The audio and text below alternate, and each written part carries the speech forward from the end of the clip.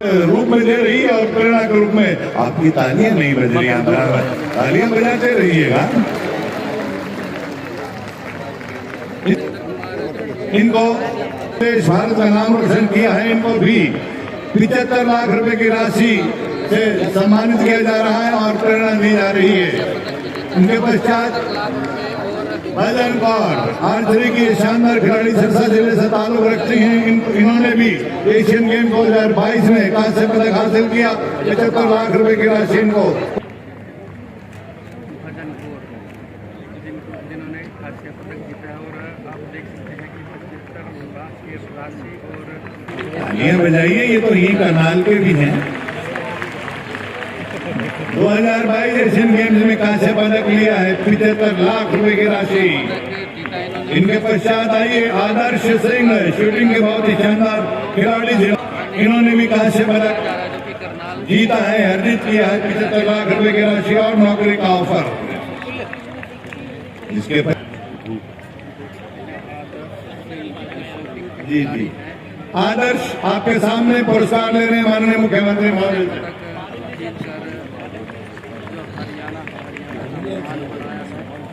फरीदाबाद से ये खिलाड़ी हैं।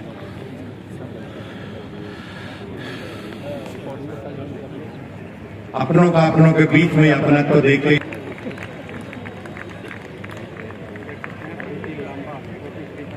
एशियन गेम 2022 में कांस्य पदक जीतने पर 75 लाख रुपए की राशि दी जा रही है।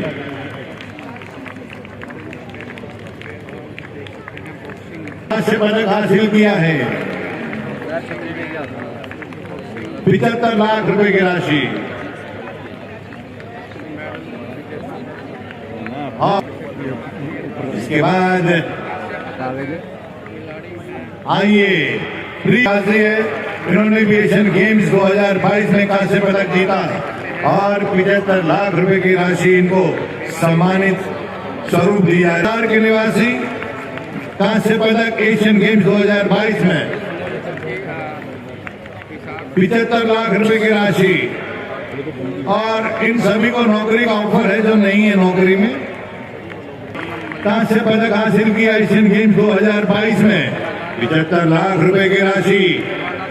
इस नन्ही प्यारी छोटी बच्ची, देखिए इनका हौसला।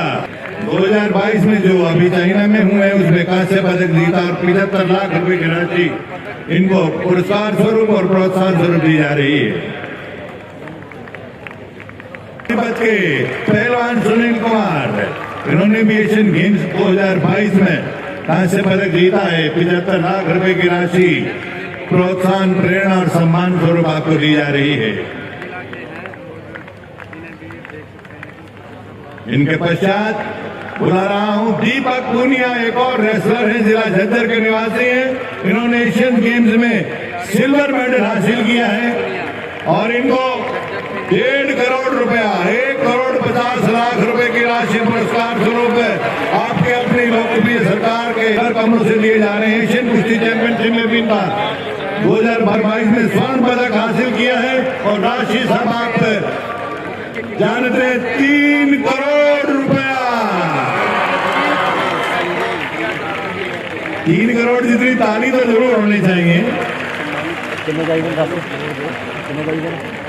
स्वर्ण पदक हासिल करके हरियाणा प्रदेश का और देश का नाम रोशन किया। इनको भी 3 करोड़ रुपए की राशि।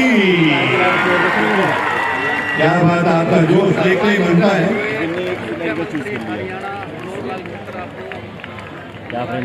इनके पश्चात इन्होंने भी स्वर्ण पदक हासिल किया एशियन गेम्स में। इनको भी 3 करोड़ रुपए की राशि।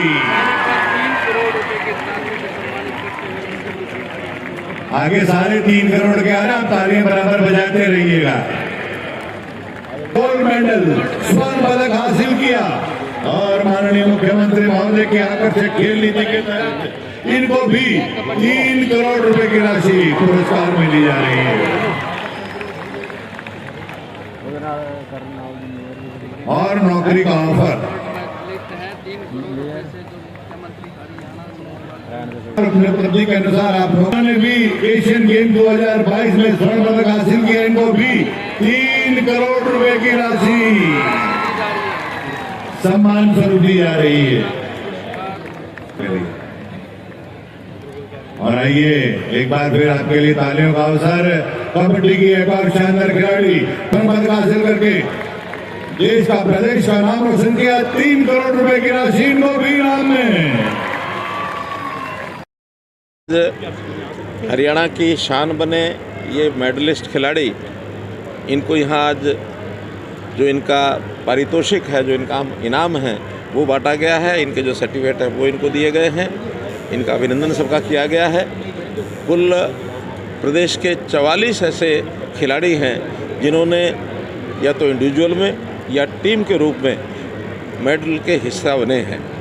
गोल्ड मेडलिस्ट भी हैं, सिल्वर मेडलिस्ट, ब्रॉन्ज मेडलिस्ट, जिसके अंदर आज 22 खिलाड़ी तो स्वयं उपस्थित हुए हैं। और हमें जैसे जानकारी है कि बाकी जो खिलाड़ी होते हैं उनका कोई ना कोई कारण रहता है, कोई प्रैक्टिस में है, कोई बाहर अभी गया हुआ है, कोई और खेलों में लगे हैं, तो उनको भी सबको सम्मानित करने के लिए उनके बैंक अकाउंट के अंदर जो राशि है वो सबको पहुंच जाएगी। और कोशिश करेंगे कि अन्य किसी कार्यक्रम में बाकी लोगों को भी बुला करके उनको प्रत्यक्ष सम्मानित किया जाए। हरियाणा खेलों का हब है और इस हब में और ज़्यादा सुविधाएं लोगों खिलाड़ियों के लिए बढ़ाई जाएं, ताकि नई पनीरी, जो नई नर्सरी, वो भी खेलों के माध्यम से आगे बढ़े। 1100 नर्सरीज हमने चला रखी हैं, जिसमें हर एक में 20 से 25 खिलाड़ी ऐसे होते हैं। तो उनका एक जो ट्रेनिंग है बचपन से शुरू हो जाती है। इसी प्रकार इसके बाद खेलो इंडिया के कार्यक्रम के नाते कुछ केंद्रीय सरकार की ओर से हमको वो मिली है, सैंक्शन मिली है। 10 केंद्रों का तो आज उद्घाटन किया है। 5 केंद्रों का उद्घाटन और कुछ महीने के बाद हो जाएगा। और 7 स्थानों के लिए मैंने अपील की है केंद्रीय मंत्री जी को कि वो जिले बचे हैं तो उनमें भी एक केंद्र हो जाए। 22 के 22 जिला केंद्रों में अगर खेलो इंडिया के केंद्र बनते हैं तो ये खेलो इंडिया का जो राष्ट्रीय चैंपियनशिप होती है हमारे यहाँ पंचकुला में पिछले साल हुई थी, इसके अंदर और भागीदारी हमारी बढ़ेगी, इसका मुझे पूरा विश्वास है। सर, ऐसे बहुत से खिलाड़ी हैं जिनको 14-15 साल पहले डीएसपी भर्ती किया गया था, जो कॉमनवेल्थ या ओलंपिक जीत कर आए थे, उनकी काफ़ी समय से प्रमोशन रुकी हुई है 14-15 साल। देखिए, जो डीएसपी भर्ती किए गए हैं वो डीएसपी हैं, लेकिन आगे की प्रमोशन के कुछ नियम रहते हैं, वो पुलिस विभाग के होते हैं। उस नियमावली के हिसाब से विशेष तौर पर उसमें ट्रेनिंग होती है। ट्रेनिंग अगर कर लेते हैं तो उसके बाद आगे प्रमोशन होती है। अगर ट्रेनिंग ना कर सकें तो प्रमोशन में बाधा आती ही है, क्योंकि डीएसपी ट्रेंड होकर के आगे बढ़ेगा तभी फील्ड में जाके कुछ कर पाएगा। खेलों की ट्रेनिंग तो उनकी अच्छी है, लेकिन एक डीएसपी के बाद एक पुलिस ऑफिसर की ट्रेनिंग जब तक नहीं होती है तब तक वो बंधन है उसके ऊपर प्रमोशन का। बल्कि इसी में से बहुत से खिलाड़ियों के सुझाव आए थे कि हमको क्लास 1 की, क्लास 2 की अन्य नौकरियां दे दें, ताकि जिसके अंदर ट्रेनिंग भी आसान हो और हम काम अपना जितना हमारे जिम्मे हम कर सकें।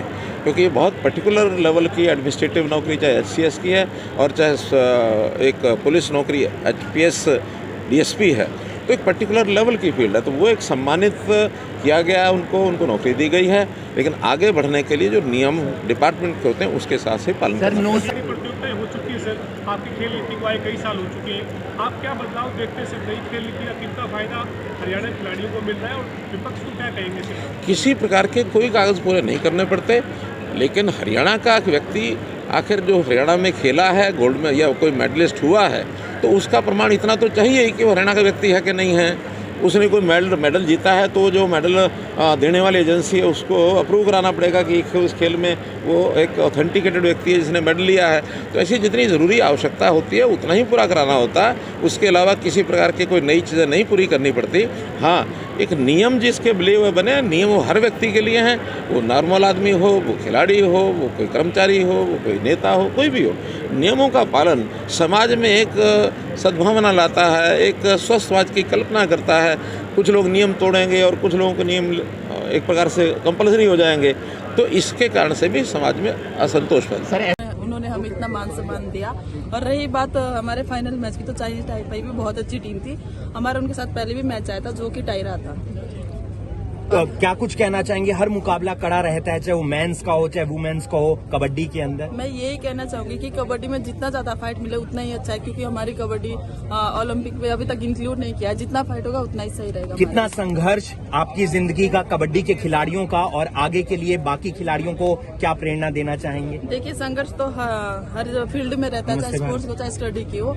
और बाकी प्लेयर्स को मैं यही बोलना चाहूंगी कि खूब सारी मेहनत करें और देश का नाम रोशन करते रहे। सीएम मनोहर लाल कैसे कैसे लगे, उनकी नीति कैसी लगी, सरकार की नीति? मुझे लगता है ऑल ओवर इंडिया में सबसे अच्छी नीति हरियाणा खेल मतलब सीएम की है और बहुत ही अच्छा लगा और थैंक यू बोलना चाहूंगी। बाकी खिलाड़ियों को कुछ कहना चाहें आप?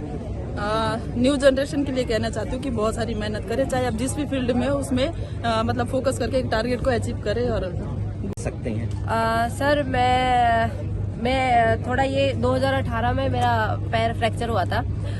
उस टाइम अभी भी मेरे पैर में रोड है, तो मैं सोचती हूँ कि मैंने इतना किया है, बहुत किया है, क्योंकि उस लेवल पे जाने के बाद शायद कोई प्लेयर है, बहुत लोग है कि नहीं क्वालीफाई नहीं कर पाते और मेरा भी क्वालीफाई लास्ट टाइम पे हुआ था। तो मैं खिलाड़ी के जीवन का जो मानती हूँ कि वो एक बहुत स्ट्रांग होता है। जो खिलाड़ी होगा ना वो उसके जीवन में बहुत ज्यादा मतलब परेशानियां होंगी, तो खिलाड़ी होता इसलिए है कि सभी परेशानियों को क्रॉस करके तभी एक अच्छा खिलाड़ी बनता है। तो मैं ज्यादा नहीं मानती, बस इतना है कि अगली बार थोड़ा और कोशिश करेंगे, गोल्ड की तैयारी करेंगे। सर अभी तो नेक्स्ट ईयर अभी ओलंपिक है, हम लोग अभी यहाँ से जाने के बाद ओलंपिक के लिए लगेंगे, पता नहीं। और परेशानी तो सर एक खिलाड़ी के जीवन तो पता है परेशानी से भरा ही रहता है, और एक खिलाड़ी वो तभी स्ट्रांग होता है तब वो सारी परेशानियों को क्रॉस करके जाता है। तो देखते हैं जो होगा। सर बहुत खुशी हुई क्योंकि हम भी मेहनत करते हैं, सोचते हैं कि हमें भी अपनी मेहनत का फल मिले।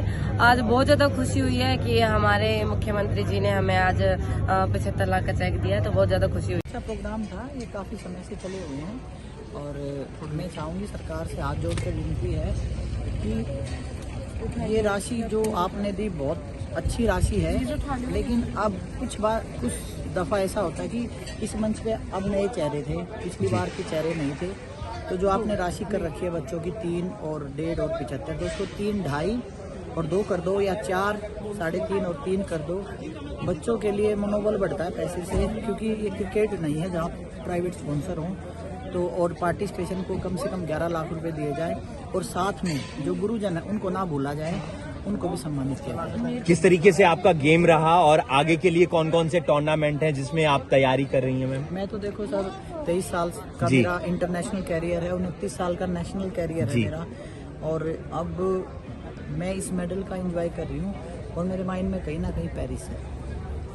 और ओलंपिक में भारत को मेडल दिलाना है, इसी की प्रेरणा के लिए तैयारी भी शुरू होगी मैम? देखो वो रास्ता तो नीरज ने डाल दिया मेडल का, वो सोच को अमली जामा बोलते हैं जिसे, वो पहना दिया नीरज ने। अब बच्चे इस बार जाएंगे तो मेडल के लिए जाएंगे, तो हम भी उसी लाइन में हैं। आपको लगता है? मेरा तो यही कहना होगा कि अगर आपको कभी इंजरी आती है ग्राउंड में कहीं भी, अगर आपको मान लो शोल्डर में इंजरी है, तो उसको आप ज़बरदस्ती मत करो, छोड़ दो 2 दिन के लिए। अगर आप ज़बरदस्ती करोगे तो 2 महीने पीछे चले जाओगे, और कोई कुछ भी बोलता रहे, आपको प्रमोशन ना मिले या कुछ ना हो, सिर्फ आप अपने काम पे ध्यान रखो और जैसी परिस्थिति हो बस काम करते रहो। मतलब कि टाइम लग सकता है लेकिन सफलता हो गया।